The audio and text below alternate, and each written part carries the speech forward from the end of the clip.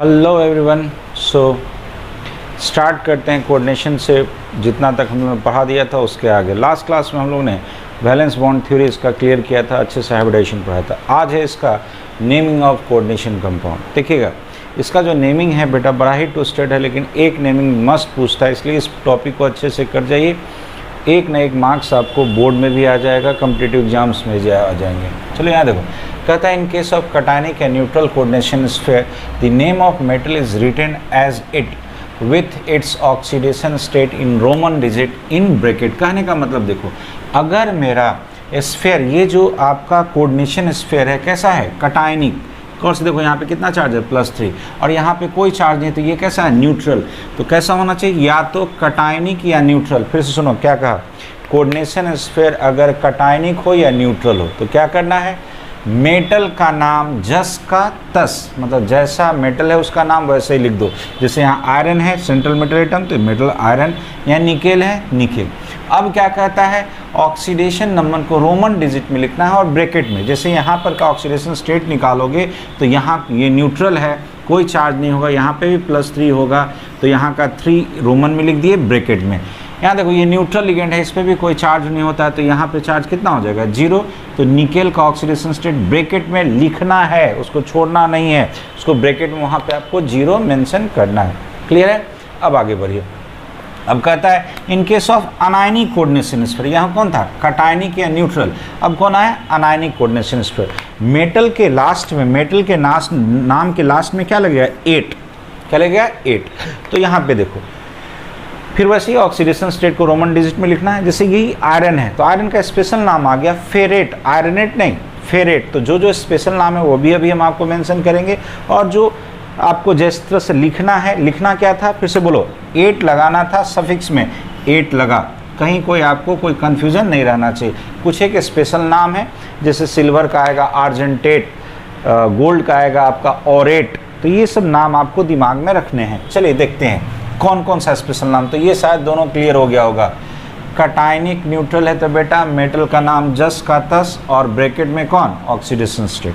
Anionic है तो metal के लास्ट में क्या लगेगा, 8। चलो कुछ एक स्पेशल नाम है, उस स्पेशल नाम को हम लोग पहले क्लियर कर लेते हैं, उसके बाद हम लोग फिर आगे बढ़ेंगे। चलो यहाँ ध्यान दीजिएगा सब लोग। हमने क्या कहा, जो स्पेशल नाम जो है आपका, ओके ध्यान दीजिएगा।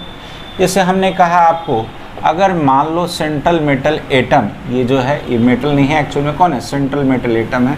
अगर जैसे हमने बोला प्लेटिनम होगा, और अगर वो कटायनिक स्फीयर होता है, कटायनिक या न्यूट्रल कोऑर्डिनेशन स्फीयर होता है या न्यूट्रल होता है, तो नाम क्या लिखाएगा बेटा, जस का तस, यानी प्लेटिनम, प्लेटिनम, सॉरी प्लेटिनम। ठीक है। जैसे ही वो अनायनिक स्फीयर अगर आ गया, अनायनिक स्फीयर अगर आ गया, तो अब यहाँ देखो क्या लिखाएगा, प्लेटिनेट, प्लेटिनेट। क्या लिखा जा रहा है बार बार, प्लेटिनेट। मतलब हमने क्या कहा, आपको सफिक्स में क्या लगाना है, 8। ठीक है। अब आते हैं कुछ एक स्पेशल नाम पे, जैसे आयरन, तो यहाँ पे तो आयरन लिखोगे, लेकिन यहाँ पे क्या आ गया, फेरेट। अब देखो जैसे कॉपर है तो यहाँ पे तो आपको कॉपर लिखना है, लेकिन यहाँ पे देखो तो यहाँ पे लिखा है क्यूपरेट, क्यूपरेट। सिल्वर है तो यहाँ तो सिल्वर लिखाएगा, यहाँ देखो नाम स्पेशल बदल जाता है, आर्जेंटेट, आर्जेंटेट। जैसे गोल्ड है तो यहाँ तो गोल्ड लिखोगे, कहीं कोई दिक्कत नहीं है, लेकिन यहाँ आप इसको ऑरेट लिखोगे। तो आप लोग के स्टैंडर्ड में जितना ज़रूरी है स्पेशल नाम, वो आपको इतने ही में आ जाएगा, इससे ज़्यादा नहीं पूछता। तो चलो यहाँ बोलो, अनायनिक स्फीयर में आयरन के लिए फेरेट, कॉपर के लिए क्यूपरेट, सिल्वर के लिए आर्जेंटेट और गोल्ड के लिए ऑरेट। इतना दिमाग में रखिएगा। अब आपका मेटल और मेटल का नाम क्लियर हो गया और ऑक्सीडेशन स्टेट कैसे लिखना है। अब आते हैं लिगेंड के पीछे, इसको मैं मिटा रहा हूँ। चलो तो मैं जब साइड हट जाऊँ तो बेटा बिल्कुल रोक करके इसको लिख लो, कोशिश करो लिखने का। चलो आगे बढ़ रहा हूँ।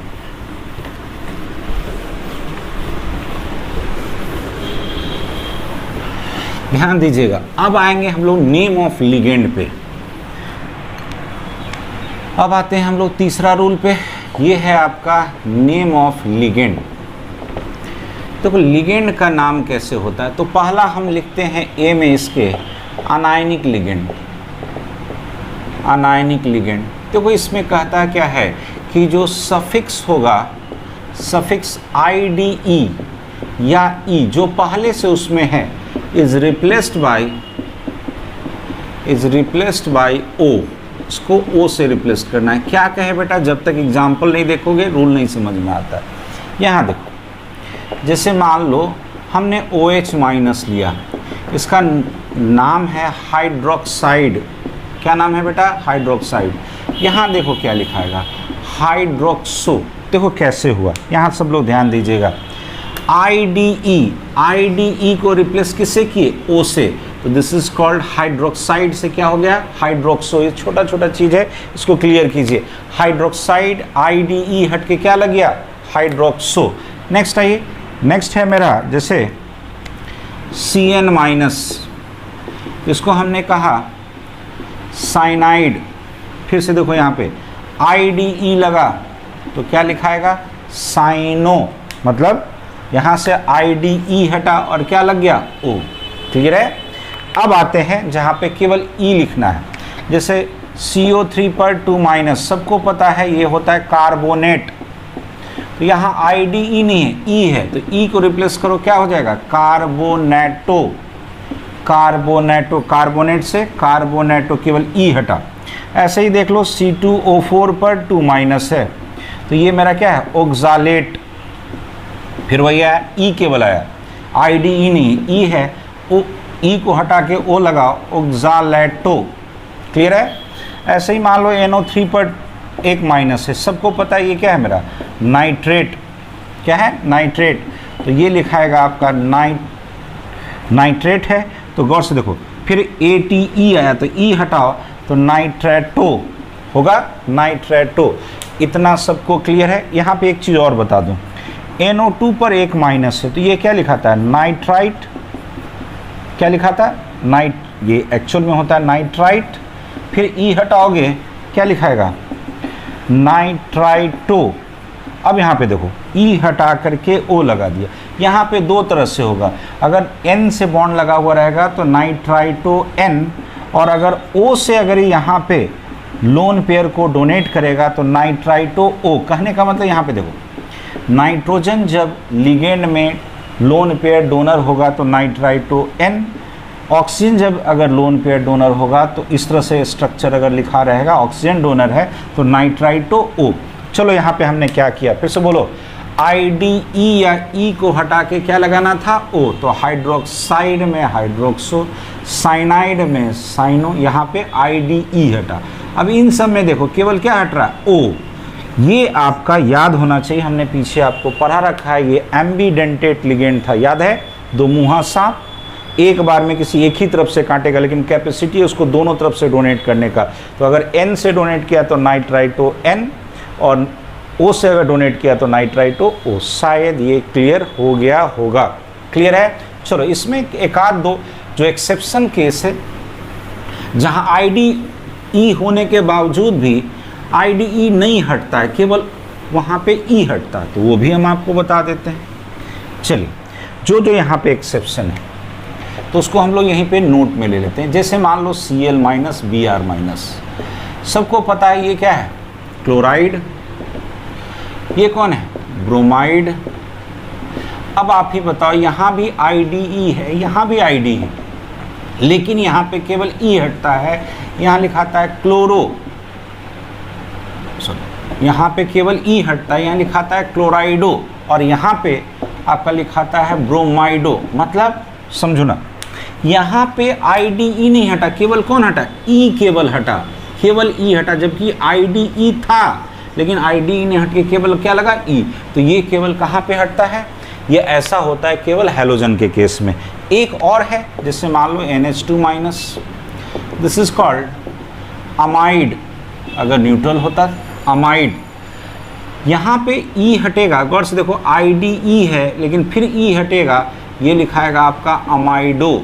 तो ये छोटा सा चीज़ है, ये 3 आपके एग्जाम्पल्स में आपके सिलेबस में यूज़ किया है, ये तीनों को हम लोग यूज़ करेंगे। निगेटिव लिगेंड है, लास्ट में ओ लगेगा। यहाँ IDE होने के बावजूद भी केवल क्या हटा, ई, इन तीनों में, बाकी कहीं भी IDE हटेगा तो पूरा IDE हट के क्या लगेगा, ओ। क्लियर है? चलो अब हम लोग आते हैं न्यूट्रल लिगेंड की तरफ, जिसमें न्यूट्रल लिगेंड में आपको स्पेशल नाम याद रखने हैं, स्पेशल नेम याद रखने हैं। तो चलिए नेक्स्ट आते हैं बी में, न्यूट्रल लिगेंड। न्यूट्रल लिगेंड में गौर से देखो, आपको स्पेशल नाम आएगा, जैसे H2O है तो एक्वा, ठीक है। NH3 है, यहाँ देखो बड़ा एक्सेप्शनल केस है, हमें पता है क्या लिखा था, अमाइन, लेकिन बेटा याद रखना इसका नाम होता है इस तरह से, केवल जब अमोनिया यूज़ होगा तो डबल M आएगा। सुन लो यहाँ पे, ये JEE का 1 साल का क्वेश्चन है, आपके ऑप्शन में ये भी था और ये भी था, ये गलत है आपका, ये सही है। तो डबल M जहाँ पे होगा वो आपका ये सही है, इसका नेमिंग अकॉर्डिंग टू IUPAC, केवल अमोनिया में और कहीं नहीं। अब यहाँ देखो CO है तो नाम इसका पड़ेगा कार्बोनाइल, NO है तो नाम पड़ेगा नाइट्रोसाइल,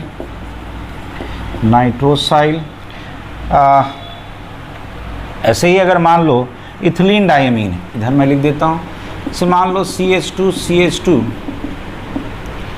NH2 इथिलीन डायमीन, इसको शॉर्ट में ऐसे EN भी लिखा रहता, तो यहाँ मैं लिख देता हूँ इथाइलिन डायमीन। बट ये नाम आप नहीं देखोगे, वहाँ पे आपको जो नाम लिखना है वो IUPAC नेम लिखना है। तो इसका अगर नेमिंग करोगे, बोलो बेटा 1 2 नंबरिंग करो, यहाँ और यहाँ 1 2 पे अमोनिया है, मतलब अमाइन है, तो इसको कैसे लिखोगे 1 2, चाहे ऐसे लिखो जैसे वहाँ लिखा रहता है इथेन, ई हटा दो,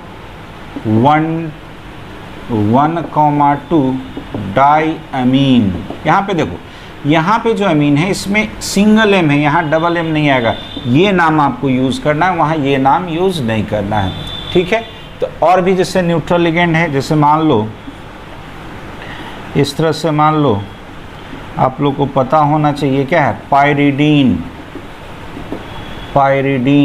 ऐसे PY लिखा रहेगा, ये भी न्यूट्रल लिगेंड है। तो इतना न्यूट्रल लिगेंड का कम से कम नाम याद रखिए, बाकी सब आपको काम चल जाएगा। बोलो aqua, amine double M, this is carbonyl, nitrosyl, ethylene diamine को इथेन 1 2 डायमीन, ये कौन है, pyridine, heterocyclic just like benzene, एक कार्बन को हटा के कौन आ चुका है, नाइट्रोजन। क्लियर रहना चाहिए। चलिए शायद न्यूट्रल लिगेंड भी हो गया, मैं साइड हो जा रहा हूँ। एक बार बेटा जब ज़रूरत पड़ेगा तो एकदम पॉज करके इसको रोक के देख लीजिएगा, लिख लीजिएगा, कोशिश करो लिखने की, नोट्स लिखने से बहुत कुछ क्लियरिटी आती है।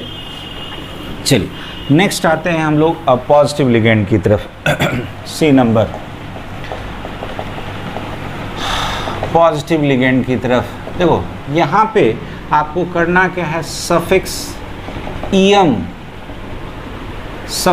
EM is used. ऐसे आप लोग के स्टैंडर्ड में पॉजिटिव लिगेंड नहीं यूज़ किया है, बट एक जगह है जो ब्राउन रिंग कॉम्प्लेक्स बनता है, वहाँ पे NO है। तो चलिए पहले उसी का नाम हम लोग लिख लेते हैं, सॉरी NO प्लस, तो इसका नाम क्या लिखाएगा, ये क्या सिखाए थे बेटा, नाइट्रोसाइल, EM लगा दो, नाइट्रोसाइलियम। जैसे हाइड्रोजीन होता है NH2, तो एक तरफ H प्लस लगा, तो यहाँ तो प्लस हो गया, अभी भी यहाँ लोन पे रही है, डोनेट कर सकता है, ये नाम पड़ेगा हाइड्राजीनियम। हाइड्राजीन होता है, यहाँ तक E हटा के क्या लगा दी, EM, हाइड्राजीनियम। तो ये सब है, लेकिन आप लोग के स्टैंडर्ड में पॉजिटिव लिगेंड यूज़ नहीं किया गया, बस बेटा रूल इतना ही है, ठीक है। अब इसका क्या गाइडलाइन है, वो गाइडलाइन हम लोग देखेंगे, फिर हम लोग आगे बढ़ेंगे।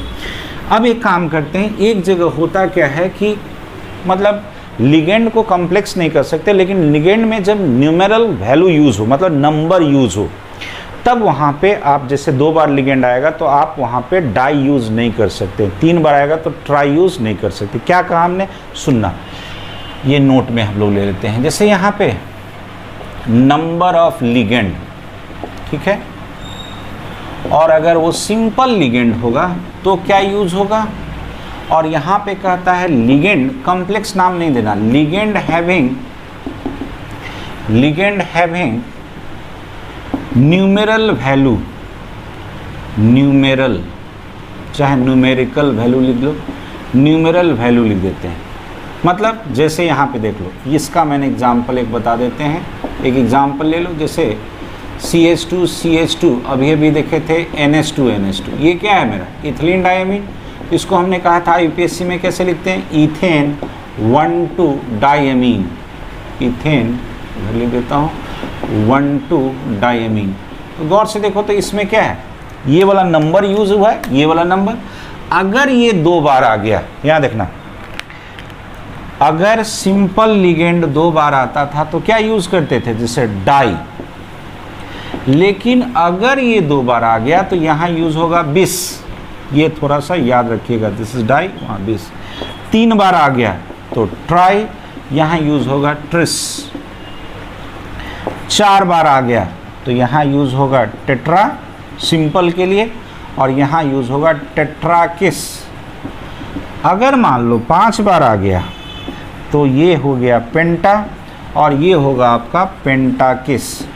लेकिन ये कहाँ पे बेटा मेनली बिस और ट्रिस का टर्म यूज होगा, कहाँ पे, जिस लिगेंड में न्यूमेरल वैल्यू हो। तो न्यूमेरल वैल्यू के लिए हमने एक एग्जांपल भी दे दिया, जैसे इथिलीन डायमीन, इथेन 1,2 डायमीन। तो जैसे 2 बार आएगा तो क्या लिख दोगे, बिस ब्रैकेट में इथेन 1,2 डायमीन। दैट मीन्स ये जो इथेन 1,2 डायमीन है कितने बार यूज हुआ है, 2 बार, मतलब वो लिगेंड वहाँ पे 2 बार। क्लियर है, ये इतना ही नेमिंग है, इतना ही नेमिंग है।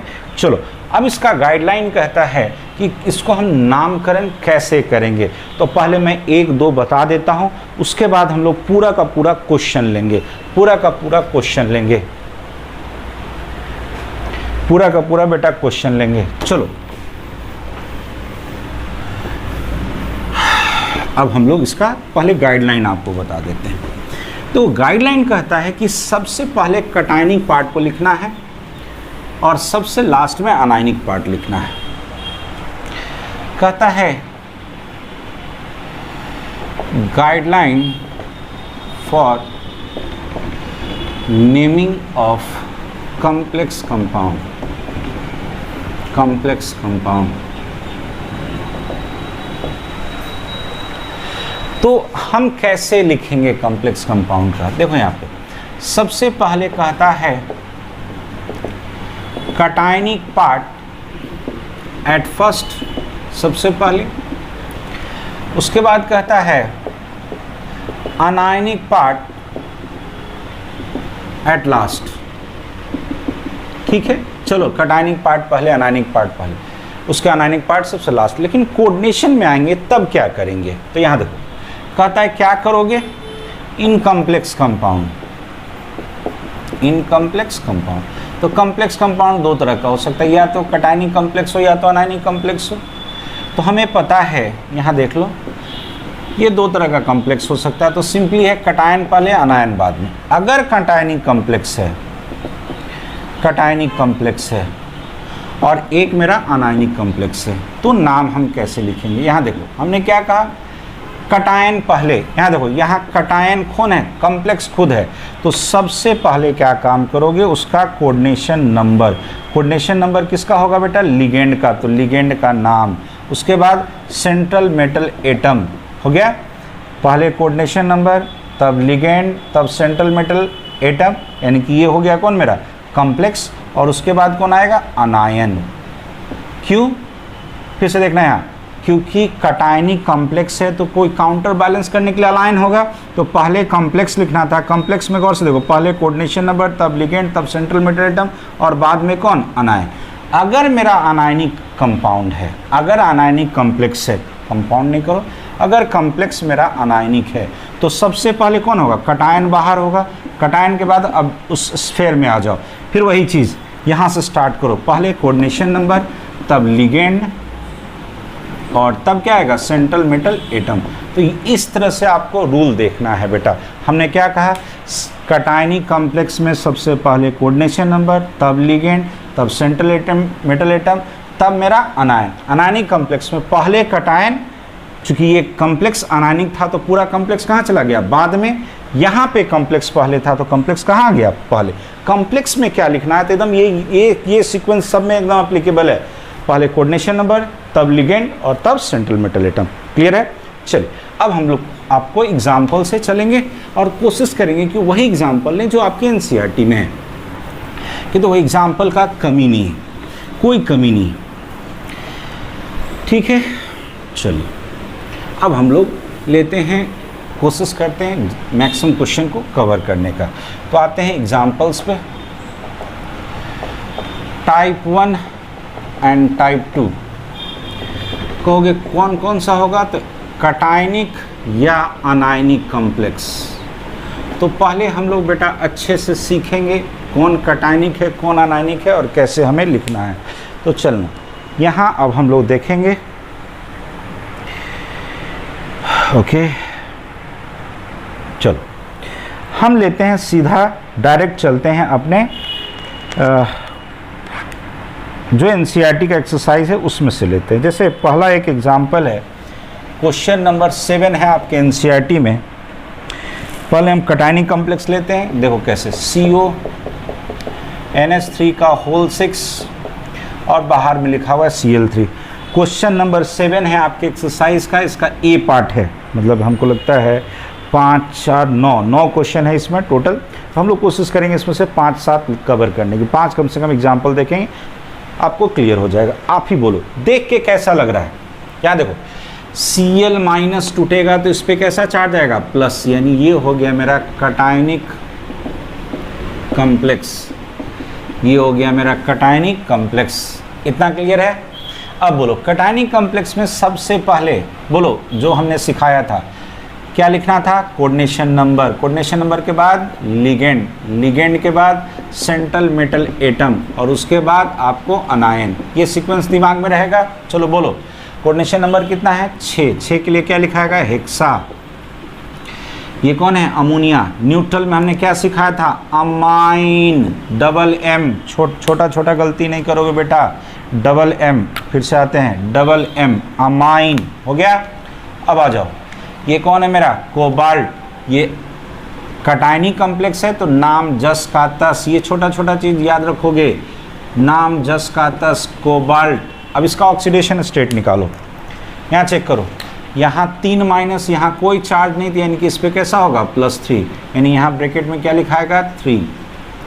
अब ये क्लोरीन मतलब ये क्लोराइड, तो नाम हमने लिख दिया क्लोराइड। कहोगे सर ट्राइक्लोराइड क्यों नहीं लिखे, इसलिए नहीं लिखे, इसी 3 क्लोरीन के कारण इस कोबाल्ट पे कितना चार्ज था, +3। तो ये क्लियर करता है कि ये क्लोरीन कितना रहा होगा, 3। कितना रहा होगा, 3। इतना समझ में आया? एकदम हम एग्जैक्टली आपका एनसीईआरटी को ही लेंगे बेटा, एकदम एनसीईआरटी का टोटल क्वेश्चन बना जाओ। हमको लगता है 40 क्वेश्चन आसपास है आपके एनसीईआरटी में, उससे बाहर बेटा कहीं नहीं पूछेगा। उतना ही आप प्रैक्टिस करो, आपका टोटल का टोटल कंसेप्ट क्लियर हो जाएगा। ऐसा ऐसा हर्डल क्वेश्चन है। नेक्स्ट आते हैं, K2PD नहीं, सॉरी 9.7 नहीं, 9.6 में है। नेक्स्ट है आपको ये कटायनिक कॉम्प्लेक्स। एक अनायनिक वाला लेते हैं, चलो सब कटायनिक ही है, एक अनायनिक है, NiCl का 4 पर 2 माइनस। देखो तो चार्ज से ही लग रहा है माइनस है, यानी ये मेरा कैसा कॉम्प्लेक्स है, अनायनिक कॉम्प्लेक्स। ठीक है, अनायनिक कॉम्प्लेक्स है। अब बोलो यहाँ पे, अब कटायनिक पार्ट तो है नहीं, केवल यही है, तो इसी को अब लिखना होगा। ये बोलो क्लोरीन कितने बार, 4 बार। क्या लिखाएगा, टेट्रा। क्लोरो कि क्लोराइडो, बोलो क्लोराइडो, क्लोरो नहीं, क्या लिखाएगा, क्लोराइडो। अब बोलो ये अनायनिक कॉम्प्लेक्स है तो निकेलेट, 8 लग गया, याद करो क्या लग गया, 8। यहाँ पे चार्ज कितना है, 2, तो 2 लिखाया। और ये चूंकि न्यूट्रल नहीं है, आयन है, तो पूरा लिख दिए, टेट्रा क्लोराइडो निकेलेट 2 आयन। समझ में शायद आया होगा, ये अनायनिक कॉम्प्लेक्स और ये कटायनिक। कहोगे आयन क्यों लगाए, क्योंकि ये आयनिक था इसलिए आयन छोड़िएगा नहीं, क्योंकि देखो एक बार चूंकि स्पेलिंग से बेटा पूछ चुका है तो ये एक काम करेगा कि ऑप्शन में आयन लिखेगा, एक में आयन नहीं लिखेगा, तो ये वाला सही है जिसमें आयन लिखा हुआ होगा। छोटा छोटा चीज़ पे ध्यान दीजिएगा। चलिए अगला क्वेश्चन लेते हैं, एक और क्वेश्चन लेते हैं। एक है आपका CO कोबाल्ट, कहाँ चला गया, En का होल थ्राइस और +3। ओके चलिए यहाँ ध्यान दीजिएगा, यहाँ बोलो इथिलीन डायमीन कितने बार, 3 बार। तो यहाँ हमने क्या सिखाया था आपको, ट्रिस। कहोगे ट्रिस क्यों, बोलो इसमें आपका न्यूमरल वैल्यू यूज होता है। नाम क्या था, इथेन 1,2 डायमीन। चूंकि न्यूमरल वैल्यू यूज होगा तो ये इस वाला टर्म 2 रहता तो क्या यूज होता है, 20 3 आया तो ट्रिस। इतना हो गया इसका नाम, मतलब पहले कोऑर्डिनेशन नंबर यानी कि इसका ये जो भी नंबर है, उसके बाद लिगेंड का नाम। अब यहाँ आ जाओ, ये कोबाल्ट जस्कातस। कहोगे सर आप 8 क्यों नहीं लगाए, 8 बेटा इसलिए नहीं लगाए क्योंकि ये कटायनिक कॉम्प्लेक्स है, कटायनिक न्यूट्रल है, मेटल का नाम जस्कातस। ये न्यूट्रल था तो इस पे चार्ज कितना होगा, +3, तो यहाँ पे +3 लिख दो ब्रैकेट में, और ये क्या हो गया मेरा आयन। शायद समझ में आ गया होगा कौन सा पार्ट, टाइप 1 और टाइप 2 में जिसमें कटायनिक और अनायनिक कॉम्प्लेक्स यूज़ किया जाता है। शायद समझ में आ गया।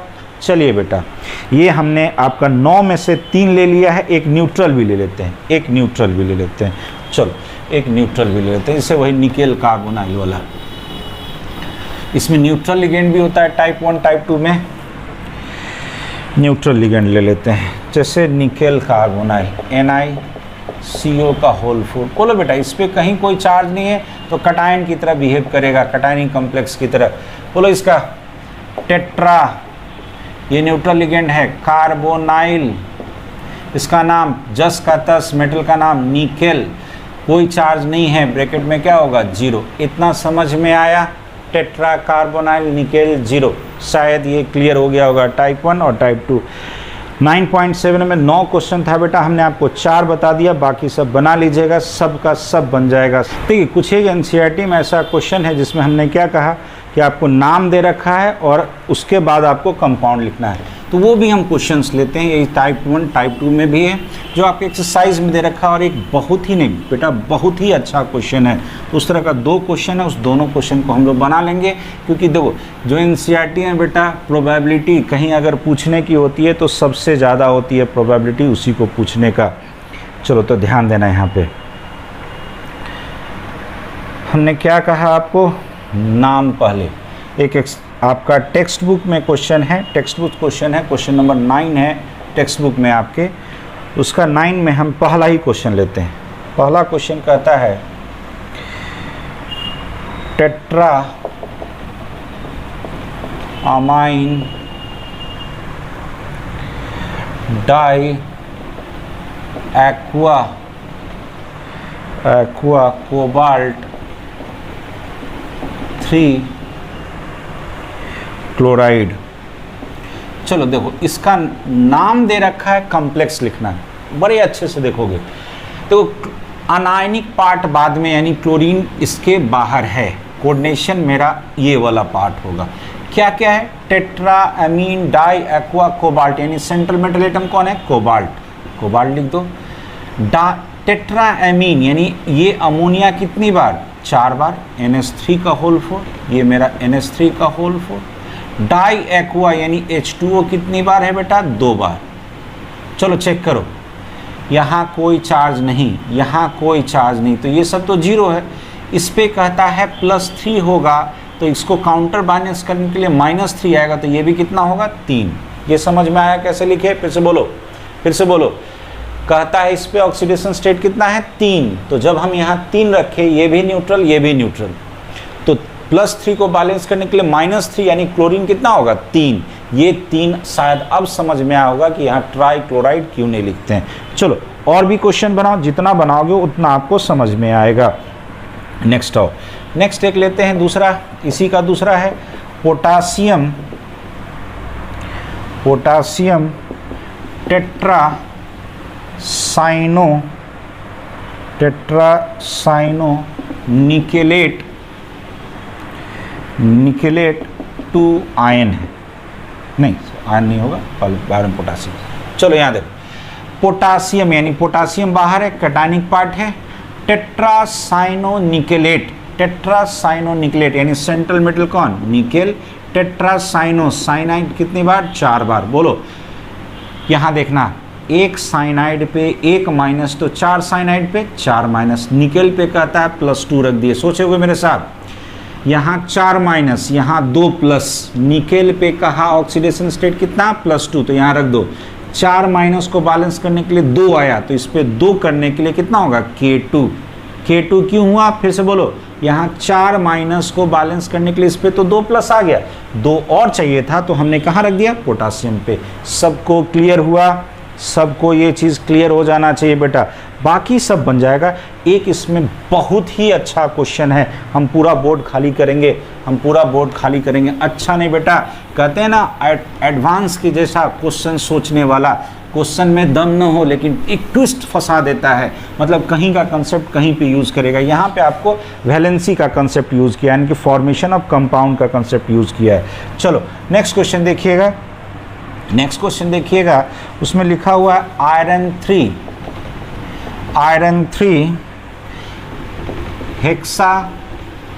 हेक्सा साइनोफेरेट, और यहाँ भी लिखा हुआ है 2, बड़ा अजीब लगता है। चलो एकदम बेसिक कंसेप्ट पे आओ, यानी ये आयरन कहाँ है, कैटायनिक पार्ट में, यानी ये आयरन मेरा बाहर है जिसपे कहा +3 चार्ज है, +3 ऑक्सीडेशन। फिर हेक्सासाइनोफेरेट, हेक्सासाइनो मतलब यहाँ भी आयरन है और यहाँ पे साइनाइड कितना है बेटा, 6, इस पे कितना चार्ज है, 2 प्लस, इस आयरन पे 2 प्लस, ये जो बाहर था कैटायनिक उस पे 3 प्लस। बोलोगे एक साइनाइड पे कितना होता है, 1 माइनस, तो 6 साइनाइड पे 6 माइनस, यहाँ 2 प्लस आ गया, यानी कितना बचा हुआ है, 4 माइनस। फिर से बोलो, 1 पर 1 माइनस तो 6 पे 6 माइनस, 6 माइनस को काउंटर बैलेंस करने के लिए 2 प्लस आ गया, यानी कितना बचा यहाँ, 4 माइनस, और यहाँ चार्ज कितना है, +3। ये कंपाउंड में अभी चार्ज बैलेंस नहीं है और ये आयन नहीं है, तो न्यूट्रल करने के लिए क्या करोगे, इसको इससे क्रॉस मल्टीप्लाई करो और इसको इससे क्रॉस मल्टीप्लाई करो। देखो इसका क्या हो जाएगा, 4 से इसको मल्टीप्लाई किए Fe4, पूरे 3 से इसको मल्टीप्लाई करो तो FeCN का होल 6 और यहाँ थ्राइस। ये समझ में आया? अरे ये तो नॉर्मल सा चीज़ है, जैसे याद करो कैल्शियम फॉस्फेट, याद आया, इसकी वैलेंसी 3 माइनस, इसकी वैलेंसी 2 माइनस, इससे इसको मल्टीप्लाई करो, इस नंबर से इसको, मतलब इसकी वैलेंसी से इसको मल्टीप्लाई किए तो क्या हो गया, Ca3, इसकी वैलेंसी से इसको मल्टीप्लाई किए तो PO4 का होल ट्वाइस। याद आया? ये हम simple formation of ionic compound जिस तरह से बनता था, सेम वही चीज़। इस पे वैलेंसी कितना बचा, 4, इसकी वैलेंसी कितनी थी, 3 से इसको मल्टीप्लाई कर दिए, 4 से इसको मल्टीप्लाई कर दिए। ये चीज़ सबको क्लियर रहना चाहिए, ये फंडा सबको क्लियर रहना चाहिए, शायद अब इसमें कोई दिक्कत नहीं हो, तो ये बेटा हो गया टाइप 1 और टाइप 2, ठीक है, इतना क्लियर हो गया। चलो तो हम लोग एक काम करेंगे, एक क्लास और इसका हम लोग लेंगे, क्वेश्चन का लेंगे, कंप्लीटली क्वेश्चन का लेंगे, ठीक है, ताकि मैक्सिमम क्वेश्चन हम आपका कवर अप कर सके। टाइप 3 पे आएंगे और जिसमें 2 तरह का 2 कॉम्प्लेक्स होगा, एक साथ जुड़ा हुआ होगा। टाइप 4 लेंगे जिसमें ब्रिज लेंगे, लिगेंड लेंगे, और भी NCERT का ढेर सारा क्वेश्चन करेंगे। तब तक के लिए बेटा बने रहिए, पढ़ते रहिए, ठीक है, और लगे रहिए दम। Thank you.